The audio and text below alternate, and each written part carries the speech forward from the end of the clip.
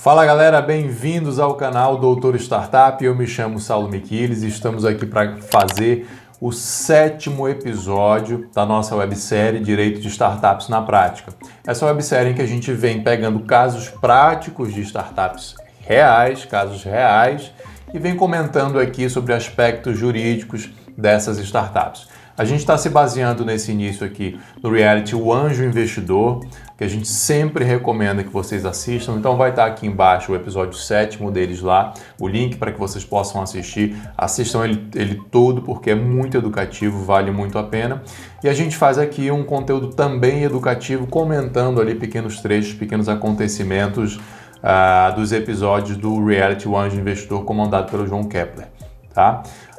Vamos falar hoje da startup chamada Repassa, que está lá no episódio 7.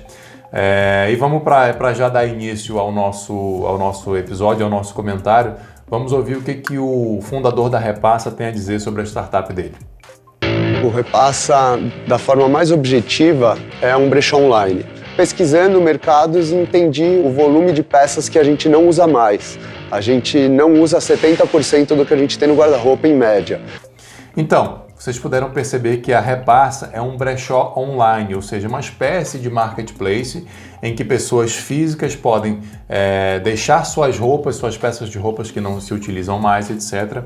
Entregam para a startup cataloga, fotografa, bota preço, enfim, sobe no seu site para que essas vendas sejam realizadas para outras pessoas e quem vendeu fica com 60% do valor e a Repassa fica com 40% do valor. É um negócio gigantesco, com um potencial gigantesco, é um negócio com uma pegada muito interessante de sustentabilidade, porque dá uma nova utilidade para roupas que estão esquecidas nos guarda-roupas das pessoas. Então é uma startup com um potencial muito bacana e que tem essa pegada de sustentabilidade, de negócio sustentável, que é também algo que vem crescendo muito em todos os ramos da economia, mas principalmente as startups. As startups que têm esse olhar, elas costumam sair na frente, investidores gostam, tem um nicho de consumidores também que se esforçam mais para consumir, então é uma tendência muito forte, vale a pena observar. Sobre os comentários jurídicos, vamos lá. Esse episódio 7, tem uma ligação jurídica muito forte com o episódio 6, o episódio passado que a gente fez. Então a gente vai dar uma continuidade também no que a gente vinha falando aqui sobre valuation, sobre rodada de investimentos.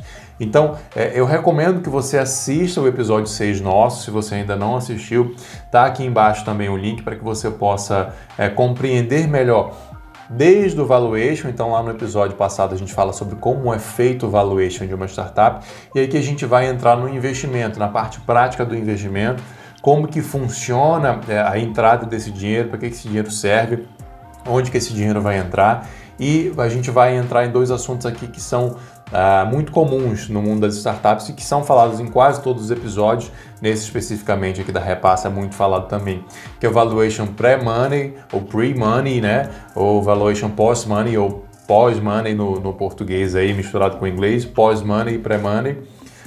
E a questão da diluição de participação societária. Antes de a gente iniciar esse assunto, eu quero que você faça uma reflexão. Vou fazer uma pergunta para você que é essencial para que a gente possa entender esse assunto, que muitas vezes as pessoas se confundem. É o seguinte, quando a gente ouve uma notícia, ou quando no caso aqui do Anjo Investidor, quando ele fala assim, legal, vou aportar 8 milhões de reais, né? Que é o caso do episódio aqui. O fundador da Repassa está pedindo 8 milhões de reais num valuation total de 32 milhões de reais. Ou seja, 8 milhões por 25% da empresa. Esses 8 milhões, caso o João Kepler vá investir, eles vão para o bolso do fundador, o fundador vai botar 8 milhões de reais no bolso, vão para o caixa da empresa, então a startup vai aumentar seu caixa em 8 milhões de reais. É um misto, como é que funciona isso? Você já parou para pensar nisso? A gente costuma ver diversas notícias e o mundo das startups está recheado, está borbulhando, está efervescente. E então saem diversas notícias. A startup tal recebeu um cheque, recebeu um investimento de 50 milhões de reais, de 100 milhões de reais. A startup tal virou um unicórnio porque recebeu esse cheque. Enfim, e muitas pessoas, e sai a foto lá do fundador, dos sócios fundadores, né? E muitas pessoas acham que esses fundadores viraram milionários da noite para o dia, porque eles acham que esse dinheiro, esse valor de 100 milhões de reais, entrou no bolso dos fundadores, mas isso não é a realidade. E esse conceito, essa noção, faz com que você prejudique todo o entendimento futuro de como funciona o valuation, de como funciona a rodada de investimentos. Então o que acontece, na verdade, é que o investidor, no caso aqui o João Kepler, ele está investindo um dinheiro na empresa, na sociedade, na startup. Esse dinheiro, a não ser que haja uma negociação muito excepcional, algo muito fora da curva, que não costuma ser o caso, esse dinheiro ele vai todo para o caixa da empresa. Então se o João Kepler vier investir 8 milhões de reais, não vai nada para o bolso do fundador. Esse dinheiro vai direto para o caixa da empresa, para que essa empresa possa se financiar, financiar ali suas despesas de dia a dia, e para que ela possa fazer investimentos em outras áreas, para que ela possa crescer e conseguir atingir o famoso crescimento exponencial, o crescimento escalável. Então esse é o primeiro conceito, que ele é muito simples, mas ele é extremamente básico, extremamente fundamental para todo esse entendimento de como funciona o investimento em startup, como se dá o valuation. Legal? Bom, então entendido isso, entendido que esse dinheiro não vai para o bolso do fundador, bolso dos fundadores, ele vai para o bolso da empresa, ou seja, ele vai contabilmente, ele entra para o caixa, o termo correto é o caixa da empresa. Significa dizer o seguinte, vamos supor que você, vamos dar um outro exemplo aqui para que vocês possam entender aqui já entrando no aspecto de valuation pre-money e valuation post-money, Pre-money é antes de entrar esse dinheiro e post-money ou após dinheiro, é o valuation após esse dinheiro entrar em caixa. Então vamos fazer um exercício mental simples aqui. Vamos supor que uma empresa não tenha nada, só tenha CNPJ e não tenha nada na conta bancária, tá? Quanto que essa empresa vale? Bom, se essa empresa não tem nada, ela não tem ativo, ela não tem passivo, não tem dívida, não tem nada, essa empresa vale zero. Essa empresa vale zero, porque ela não tem nada. Agora, se eu boto 8 milhões de reais no caixa dessa empresa, quanto que essa empresa vale hoje? Se eu for comprar o CNPJ com todos os ativos? Hoje essa empresa vale 8 milhões de reais, porque ela tem esse dinheiro em caixa. Ela não valia nada ontem, porque ela não tinha nada, mas hoje ela tem ativo 8 milhões de reais. Troca esse ativo, troca esse valor de caixa por um imóvel. Vamos supor que essa empresa não valha nada, não tenha nada, ela não vale nada. Agora vamos supor que essa empresa é dona de um imóvel que vale 8 milhões de reais. Bom, se a empresa não tem nada, mas ela é dona de um ativo, de um imóvel que vale 8 milhões de reais, então essa empresa vale 8 milhões de reais. Tá? Deu para entender isso? Então vamos seguir o nosso raciocínio aqui. Quando eles estão conversando lá no episódio do Anjo Investidor, eles falam assim, eu estou pedindo 8 milhões de reais por 25% da minha empresa. Então eles falam, aí faz a conta de cabeça, estão acostumados com isso, então o João Kepler fala assim, então quer dizer que seu valuation é 32 milhões de reais. Você está fazendo uma avaliação da sua empresa em 32 milhões de reais, significa então que se eu investir 8 milhões, eu vou ficar com 25% da sua empresa, com 1/4 da sua empresa. Eles estão ali negociando quanto que vale essa empresa. Mas um outro erro muito comum aqui é que as pessoas acham que primeiro negocia-se quanto que a empresa vale sem esse aporte de dinheiro. Essa empresa vale 30 milhões de reais. Tá, se ela vale 30 milhões de reais, então eu boto 8, ela vai valer 38. Não é nessa ordem que se faz esse raciocínio. Ou seja, dizendo em outras palavras, eu não faço uma avaliação da empresa antes de entrar o dinheiro, eu não faço uma avaliação da empresa pre-money para depois negociar quanto que seria a minha participação dentro dessa empresa pós-money ou após a entrada do dinheiro, após a entrada do meu investimento. Não, essa conta é invertida. Como investidor, eu já negocio pós-money. E de trás para frente é que eu vou saber quanto que essa empresa valia pré-money, antes da entrada do dinheiro. Então vocês vejam que eles estão conversando ali sempre pós-money. Olha, se eu estou pedindo 8 milhões de reais para 25% da empresa, significa que o valuation dela pós-money é 32, 4 vezes 8 dá 32, 1/4, 25% é igual a 1/4. Então, 4 vezes 8 dá 32 milhões de reais. Qual é o valuation?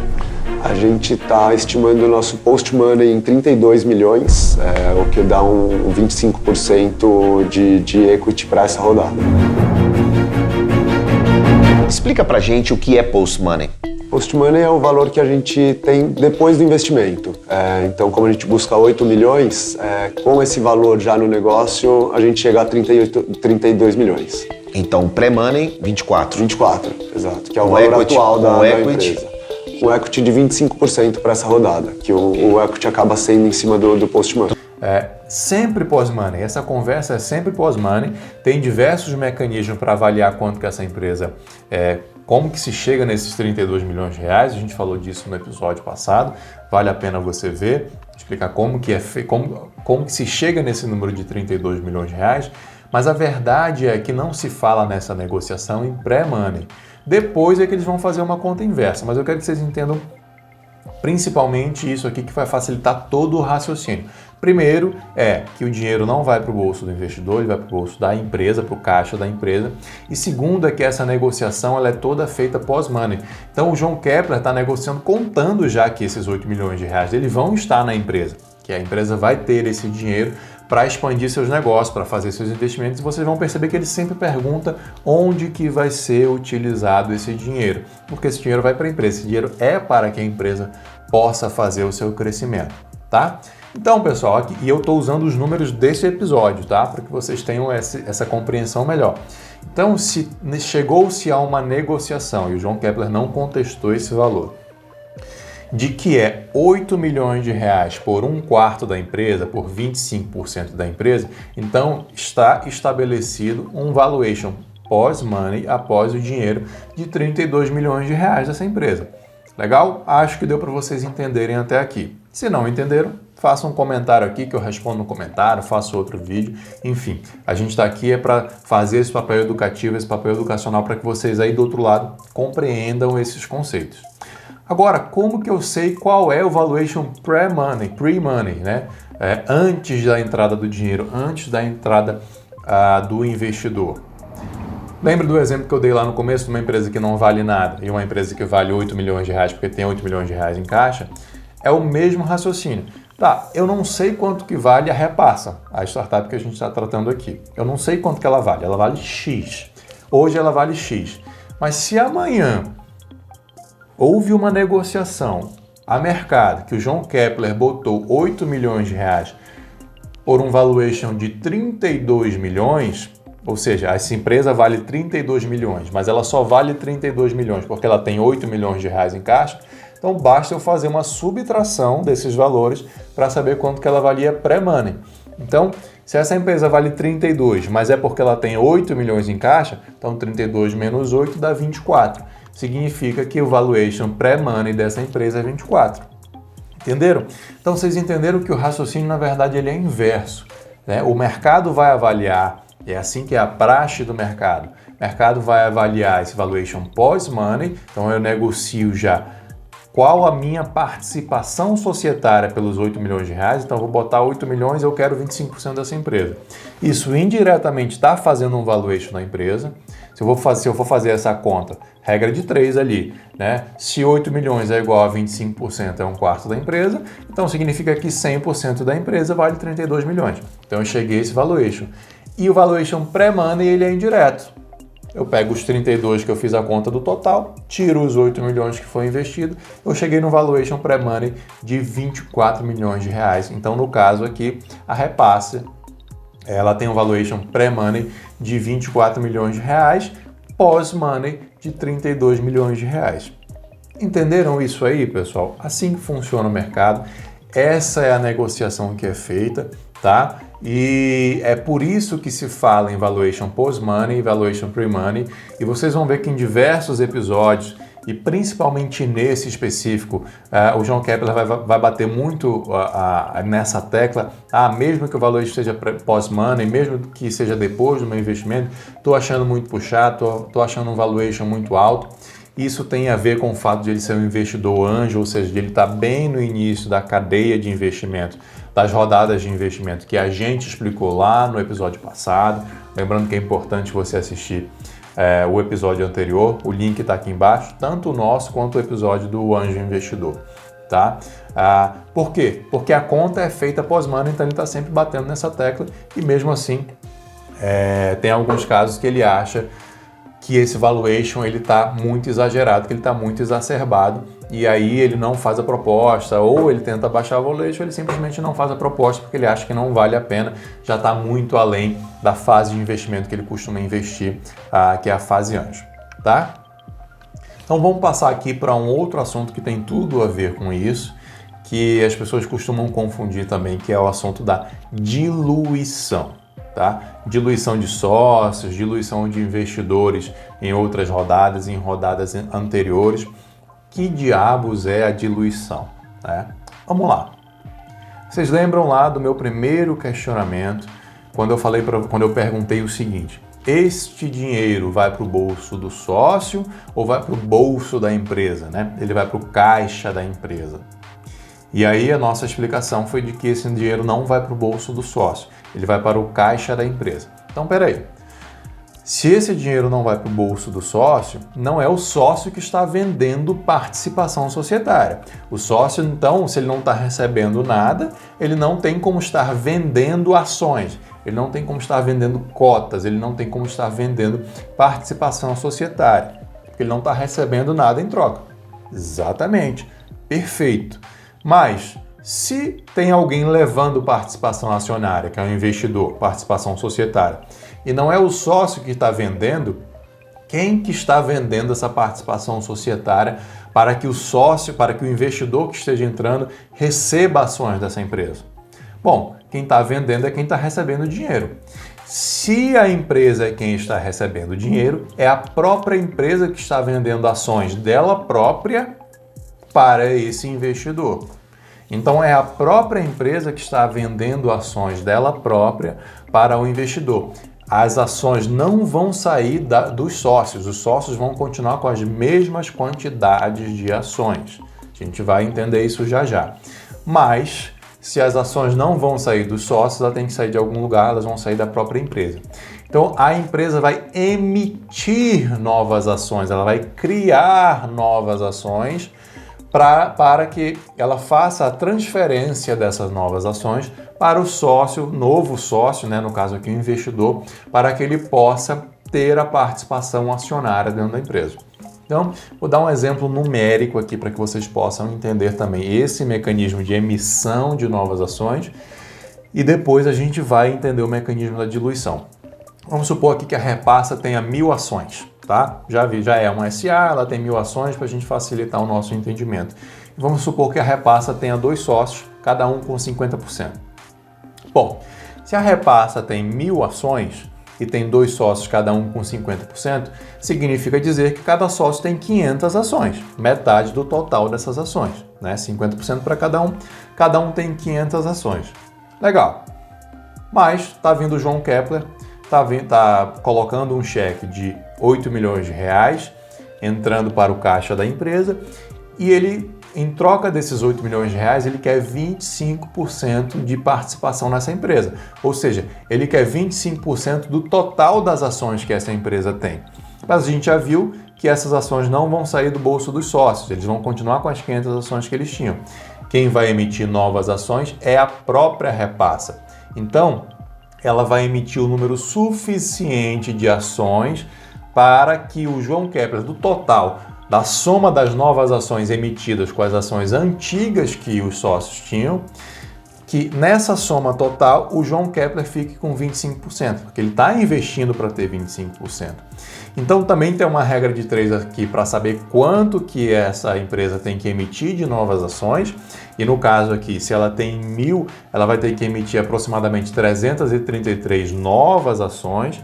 Vai passar essas 333 novas ações para o João Kepler. Ele vai ficar com 333 ações. O sócio 1 vai ficar com 500 ações que ele já tinha e o sócio 2 vai ficar com as 500 ações que ele já tinha. Ou seja, se essa empresa, se a Repassa tinha antes 1000 ações, agora ela tem 1000 mais as novas que foram emitidas. Ou seja, agora ela tem 1000 mais 333 ações e essas 333 foram emitidas criadas, né, e repassadas para o investidor aqui. Então vejam que agora essa empresa, a Repassa, tem 1.333 ações em um total. O sócio 1 continua com 500, o sócio 2 continua com 500 e o sócio 3, no caso aqui o investidor, vai ter 333. Se você fizer a conta aí de 333 sobre 1.333, você vai chegar ao número de 25%. Então você vai perceber que as 333 ações desse sócio investidor vai representar 25% do total de ações dessa empresa. Tá? Então, esse é o mecanismo de emissão de ações para que o João Kepler, ou o investidor aqui, fique com 25%, com 1/4 das ações dessa empresa. Legal? Entendido isso? Entendido que quem emitiu essas ações foi a própria empresa, que os sócios não venderam a sua participação, que eles não venderam ações, o dinheiro não foi para o bolso deles, foi para o bolso das empresas. Então, esses sócios que antes desse investimento todo, essa rodada de investimento, eles tinham 500 ações, com quantas ações eles ficam agora? Eles ficam com as mesmas 500 ações, né? Eles não venderam nada, vocês lembram disso. Então, eles não venderam nada, mas se antes eles tinham 500 ações de um total de 1.000, agora eles têm 500 ações de um total de 1.333. O total de ações na mão de cada um não mudou, mas o proporcional de ações sobre o total de ações da empresa, esse mudou. De novo, cada um continua com 500 ações, só que se antes essas 500 ações eram 50% do total das ações, porque a empresa só tinha 1.000 ações e cada um tinha 500, agora 500 ações diluiu proporcionalmente ao total dessas ações, porque agora essa empresa tem 1.333 ações e agora 500 sobre 1.333 não é mais 50% como antes. Se eles tinham 500 sobre 1.000, agora eles têm 500 sobre 1.333, porque foram emitidas novas ações. Então, essa diluição é sobre o proporcional do total de ações que cada um tinha. Então, antes o sócio 1 tinha 50%, agora, se vocês forem fazer essa conta de 500 sobre 1.333, vocês vão ver que isso representa 37,5% do total das ações dessas empresas. Tá? Então, esse quadro societário, esse cap table agora ficou assim. Sócio 1, 500 ações. Ele tinha 500, continua com 500, mas agora ele tem 37,5% do total dessas empresas. Sócio 2, 500 ações também, continua com as mesmas 500, mas proporcionalmente, percentualmente, isso representa 37,5% do total das ações dessas empresas. Sócio 3, que é o investidor, que seria aqui o João Kepler no caso ele venha a fazer esse investimento.